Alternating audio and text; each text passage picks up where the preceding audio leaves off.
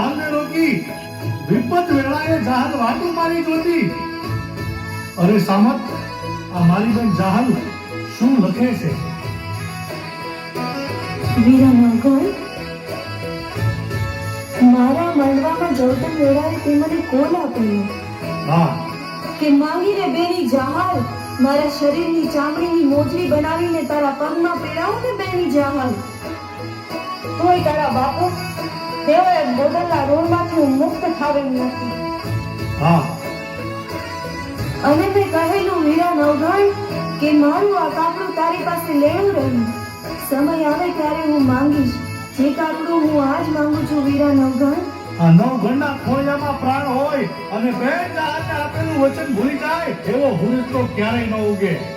માંગો બેની બા, શું માંગો છો?